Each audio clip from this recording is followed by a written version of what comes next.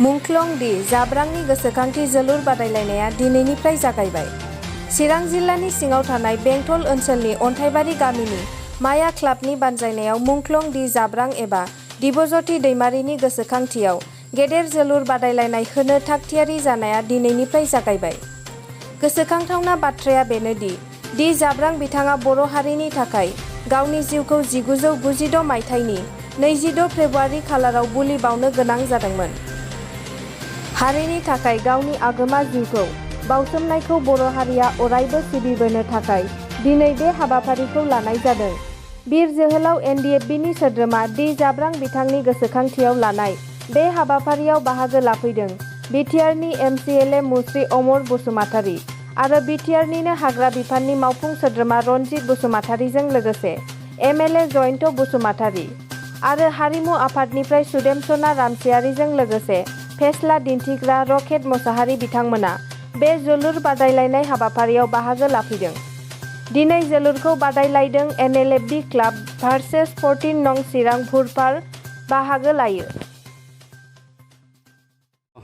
दिनैनि बे अन्थाइबारि माया क्लाब जाय बिथांमोना दिनै बे दि जाब्रांनि मेमरियेल ट्रफि होदों बिथांमोनखौ आं गिबियावनो गोसो गोरबोजों अननाय जासिनाय थाबाय। बिथांनि मुङाव दिनै जे जोंनि गेजेरावहाय मोनसे फुटबल बादायलाय होनो हादों बेबो बिराद गिदिर दिनैनि दिनाव आं बेवहाय मोनसे साखि हिसाबै आं बेखौनो जोबोद गोजोननाय मोनदों। बेयाव बिथांनि दि जाब्रां होननानै बुङोब्ला जों बयबो मिथिगौ बे सानसे समाव जोंनि बर'नि सासे दावहारुमोन बिथाङा जोंनिफ्राय गोमानानै थांबाय। इण्डियान सिकिउरिटि फर्सेसजों दावहायाव बिथाङा बिनि गोसोखांथि बा बे मेमरियेल ट्रफिखौ जों जेब्लायबो होलांबाय थानायनि मोनसे जों सिमां नुदों आरो जाहाथे उन जोलैनि बा जोंनि बे बर'नि बिखायाव बे जारिमिना थालांबाय थायो बेखौ जों नोजोर बोनानै बेखौहाय होहोनाय जादों। स्पेसियेलि आं बुंनो थाङोब्ला बे दि जाब्रांनि जेनाखि गोथै सह'नि हाखर बेखौहाय बोखांनायाव आंबो सासे सुबुं होननानैबो आं बुंजासिगोन जेरावहाय अन्थाइबारिनि माया क्लाबनि निमरद बिथांमोना आंनाव मोनसे पारमिसन बिदों जे दि जाब्राङा ओरै जायगायाव दं जों बेखौ आनडिसक्ल'ज रावबो नुवाखै। थिग बेबायदि बुंनायलाय आं लगे लगे बिथांखौ बुरखांनो थाखाय बिथांनि गोथै हाखरखौ फोसाबनो थाखाय आं फैसा हरनाय जादों आरो बेखौ बेरा सेरा होनाजों बिथांखौ जों बिनि गोथै हाखरखौ जोङो दैखांनानै दोननाय जादों। दा बेखौ गोसोखांनानै दिनै जे आरोबाव अन्थाइबारि माया क्लाबा फुटबल बादायलायनाय होदों बे जोबोर बाख्नायजाथाव। आं गासैखौबो बाख्नायो आरो गासै नायग्रा बिथांमोननिसिमबो आंनि गोसो गोरबोनि मान बावनाय थायो। निस्सय जों बिटिआर गभर्नमेन्ट हिसाबै सुक्ति जानाय हिसाबै जों बेखौनो सिन्था खालामदों गासैबो मुंख्लंफोरखौ जों मोनसे जायगायावनो फसंनानै जयैनो जों दोननो हानाय मोनसे बेबस्था खालामनो नागिरदों आरो बे थुमा गावबागावबो जोंनि बर'लेण्ड बिखायाव प्रत्येक गामियावनो जों नुखायो जे जोंनि जारिमिना गोरलै नङा। प्रत्येक गामियावनो जोंहा मुंख्लंनि नेरसोन दङ। दा बे हिसाबै बिथांमोना न'आवबो थुम खालामबाय आरो बिनि गोसोखांथि महरै सिमेट्रि हिसाबै जोङो मोनसे जायगायावनो जमा खालामनायनि जों मिजिं थिदों।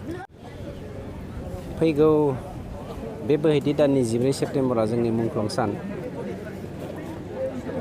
बेजों लोब्बा लानानै नङाब्लाबो दिनै जोंनि बर'नि जोहोलाव जाय जोहोलावा दुलाराय जोंनि बर' हारिखौ उदांस्रि खालामनायनि मुङाव मुंख्लं जालांबाय बे जोहोलाव जोंनि मुंख्लं दि जाब्रांनि गोसोखांनायनि मुङाव अन्थाइबारि माया क्लाबा जाबायदि स्ट्रेटेजि लानानै मुंख्लंखौ गोसोखांनायनि मोनसे हाबाफारि जोंनो फोरमायनानै होदों। दिनैनि बे जोलुर बादायलायनायनि गेजेरजों जोंनि समाजाव सान्थि जौगाखांथों, जोंनि समाजा गेलेमु बिफानाव जौगासारनो हाथों आरो गेलेमु बिफाननि गेजेरजों जोंनि देरफुनाय जोहोलाव जोहोलावजोफ्रा सोलोंथायाव गुबुन गुबुन कम्पिटिटिभ एग्जामफोराव आरो फिजिकेलि मेन्टेलि जेरावबो जोङो स्ट्रं जानानै समाजनि मोजां खामानि मावनो हायो आरो गाज्रि आबहावाफोरनिफ्राय जों जानगारना थानो हायो। बे मेसेजखौनो दिनैनि बे मुंख्लं दि जाब्रांनि गोसोखां गेलेमु जोलुर जोंनि जा बादायलायनाय बे बादायलायनाया फोरमायनो थांदों। मुंख्लंनि न'खरनिसिम आं नोंथांमोननि दिनैनि मिडियानि गेजेरजों मोनसे बाथ्राखौ रोखायै मेसेज होनो नागिरदों।